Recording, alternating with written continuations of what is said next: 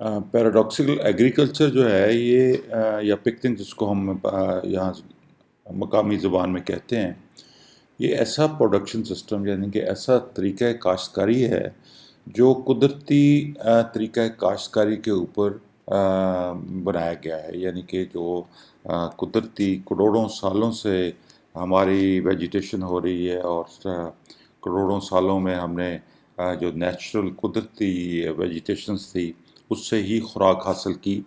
اور بہت اچھے طریقے سے ہم نے یعنی کہ سسٹین کیا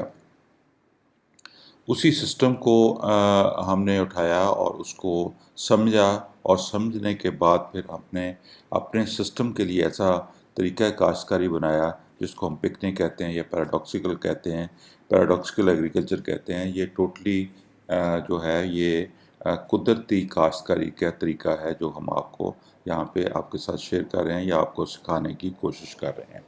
اس میں کسی قسم کی ہماری طرف سے کوئی انٹروینشن نہیں ہے، اور یہ طریقہ اس سلائیڈ میں پوری طریقے سے آپ کو واضح کر دوں گا کہ یہ کیا کیا کام کرتا ہے یہ طریقہ۔ اور اس میں ایک ہی سلائیڈ میں آپ اگر اس کو غور سے سمجھیں گے تو سب کا آپ کو سمجھ آ جائے گی کہ کس طریقے سے ہم یہ سلسلہ کرتے ہیں۔ اب یہ دیکھیے کہ یہ نیچے جو ایک چوکٹا بنایا گیا ہے، یہ آپ کی سمجھے کہ یہ آپ کی زمین ہے، اور زمین جو ہے وہ ہم اپنے آنکھوں سے ایک ایس طریقے سے دیکھ رہے ہیں کہ ہم نے کھڈا کھودا ہوا ہے، پھر ہم اس میں بیٹھ کے تو زمین کو دیکھ رہے ہیں۔ سو اس میں کیا ہوتا ہے کہ ہم سب سے پہلے اپنا بیڈ شیپر کے ساتھ ہم کھیلیاں بناتے ہیں، اور کھیلیاں بنا کے جو کھیلی کا سائز ہے وہ پہلے میں بتا چکا ہوں کہ کس طریقے سے ہم مینٹین کرنا ہے، اور کھیلی جب بن جاتی ہے تو درمیان والا جو ایریا ہے وہ ہمارا بیڈ بن جاتا ہے۔ اب بیڈ جو ہے اس کے اوپر پھر ہم نے کاشتکاری کرنی ہوتی ہے۔ اب کھیلی جو ہے اس کو ہم دو طریقوں کے لیے، دو کاموں کے لیے استعمال کرتے ہیں۔ ایک پانی لگانے کے لیے یعنی کہ پانی کی گزرگاہ کے لیے، اور دوسرا یہ ہے کہ یہاں سے ٹریکٹر ہمارا جب بھی ہم نے بجائی کرنی یا جو بھی ٹریکٹر کے ساتھ ہم نے کام کرنا ہو اس کے لیے ٹریکٹر جو ہے کھیلی کے اندر سے جائے، تاکہ وہ بیڈ کے اوپر جہاں پہ ہم نے فصلیں اگانی ہیں وہاں پہ وہ زمین کو دبائے نہ، اس کو کمپیکٹ نہ کرے۔ تو زمین جو کھیلی کے اندر جب ٹریکٹر چلتا ہے تو پھر کھیلی جو ہے نیچے سے سخت ہو جاتی ہے، اور نیچے پھر پانی نہیں جاتا، اور سارے کا سارا پانی جو ہے آپ کا بیڈ کے اندر جذب ہونا شروع ہو جاتا ہے۔ سو آپ نے کھیلی میں پانی لگایا، نیچے پانی گیا نہ اور پانی کا ضیاع نہ ہوا، اور سارا کا سارا پانی جو ہے وہ بیڈ کے اندر چلا گیا، اور کوشش کی جاتی ہے کہ بیڈ جو ہے اتنا ہمارا پلورائز ہو جائے کہ آدھے پونے گھنٹے کے اندر اندر جتنا بھی پانی ہے وہ جذب ہو جائے، تاکہ ہوا میں وہ پانی نہ اڑے۔ اور اس کے بعد جب یہ بیڈ میں نمی ہو جاتی ہے تو اس کا جو کلر ہے وہ تقریباً اس طریقے سے چینج ہو جاتا ہے، اور اس کے بعد پھر یہ ہے کہ ہم اس کو ہم موئسٹ سوائل یا نم زدہ زمین جو ہے اس کو کہتے ہیں، اور اس میں ہم پودے کو اگاتے ہیں، اور پودوں کے اگنے کے بعد یا اس سے پہلے ہم ان زمین کو یعنی کہ بیڈ کو اچھے طریقے سے آرگینک ملچ سے کور کر دیتے ہیں۔ آرگینک ملچ جو ہے وہ ہوتی ہے کہ پودوں کے بقایا جات کیا ہے، باقیات کیا ہیں، پتے ہیں یا جو بھی جڑیں ہیں، اور سارا کچھ جو ہے وہ ہماری پودوں کی خوراک اور زمین کو بہتری کے لیے ہم اس کو استعمال کرتے ہیں۔ جب یہ ملچ اوپر ہو جاتی ہے تو پھر پانی اڑنا بند ہو جاتا ہے، پانی بالکل آپ کا زمین سے نہیں اڑتا، اور اس کے بعد یہ ہے کہ سارے کا سارا پانی جو ہم نے کھیلی کے ذریعے اپنے بیڈ میں دیا اور وہاں پہ جمع ہو گیا، جذب ہو گیا، اس طرح کے اسپنج کی طریقے سے وہ جمع ہو گیا، وہ پانی سارے کا سارا پودے کے استعمال میں آئے گا، اور ساتھ ہی پھر ملچ یہ ہے وہ جڑی بوٹیوں کو بھی سپریس کرتی ہے، ان کو بھی نہیں اگنے دیتی۔ تو یہ سارے اس کے فائدے ہیں، اور اس سے پھر یہ ہے کہ سوائل جب موئسٹ رہتا ہے اور اس میں اس کے اوپر ہم ٹریکٹر نہیں چلاتے اور اس کو سوائل کو کمپیکٹ نہیں کرتے، اور زمین پانی کے اندر ڈوبنے نہیں دیتے، اور اس کے ملچ کی وجہ سے اس کا درجہ حرارت جو ہے برقرار رکھتے ہیں، تو پھر یہ ہے کہ ہمارے جو لیونگ آرگنزمس ہیں، جو ہمارے دوست کیڑے ہیں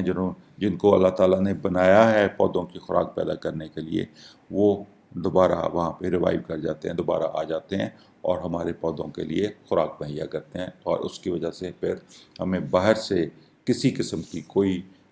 کھاد یا کسی قسم کی کوئی چیز ڈالنے کی ضرورت نہیں پڑتی۔ اور پھر یہ جو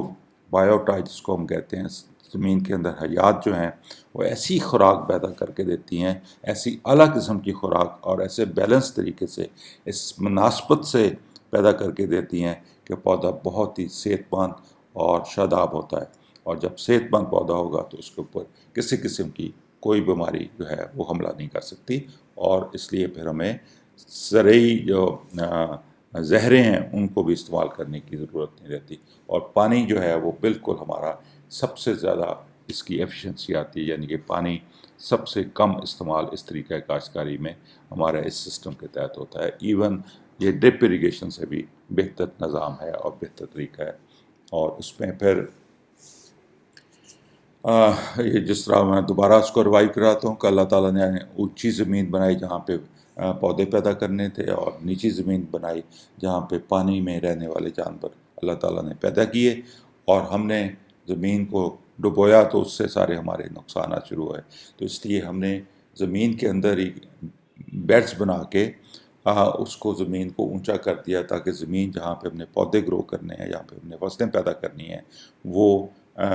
پانی میں نہ ڈوبے۔ اور اس کے بعد جب پانی جو حالات تھے اس میں کچھ ایسے علاقے تھے جہاں پہ پانی بارشوں میں آتا تھا اور تھوڑی دیر رکتا تھا اور پھر آگے نکل جاتا تھا، وہاں پہ کچھ ایسی چیزیں بھی پیدا ہو گئیں جو ان حالات میں جنہوں نے رہنے کے لیے اپنے آپ کو اڈاپٹ کر دیا، مثلا مینڈک ہے یا مگرمچھ ہے، یا اس طرح کے، وہ پانی میں بھی ٹھیک ہیں اور پانی کے باہر بھی ٹھیک ہیں۔ اس طریقے سے کچھ پودے بھی چاول کی طرح پیدا ہو گئے جو ان حالات میں، لیکن زیادہ تر ہمارے جو پودے ہیں وہ اپ لینڈ کے لیے بنائے گئے ہیں، یعنی کہ چاول کو جب ہم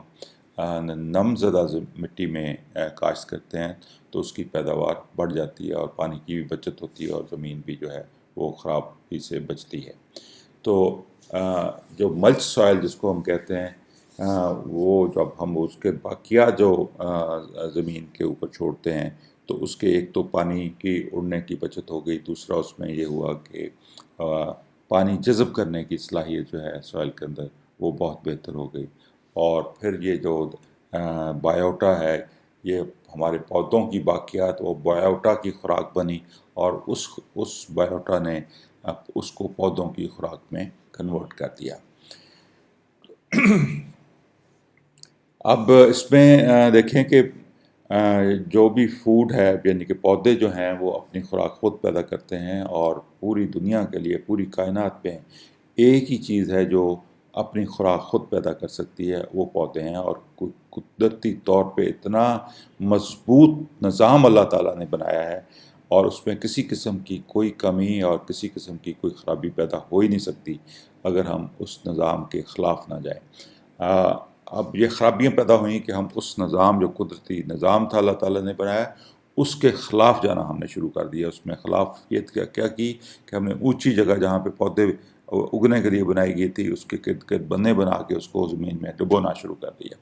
اس کے بعد ہل چلانا شروع کر دیا جو قدرتی نظام کا حصہ نہیں ہے، اور تیسرا زمین کو ننگا کرنا شروع کر دیا۔ جب زمین ننگی ہوتی ہے تو پھر اس کا درجہ حرارت بہت بڑھ جاتا ہے، اور زمین کے اندر جو حیات ہوتی ہیں وہ گرمی کی وجہ سے مر جاتی ہیں۔ تو یہ تین عمل جو ہیں ایسے ہیں جو ہم نے قدرتی طریقہ کاشتکاری کے خلاف کیے۔ اب جب ان تین عملوں کو ہم نے اپنے سسٹم سے باہر نکال دیا تو آپ جو لوگ بھی یہاں پہ اس طریقہ کاشتکاری پہ آ چکے ہیں ان سے پوچھئے کہ کتنی بہتری آئی ہے، ان کی فصلیں کتنی بہتر ہوئی ہیں، اور خرچے کے بغیر سارا کچھ ہوا ہے۔ تو یہ جو سلائیڈ ہے یہ آپ کو پوری ہالیسٹک پکچر دیتی ہے، پورا نظام بتاتی ہے کہ کس طریقے سے ہم نے یہ سارا سلسلہ کرنا ہے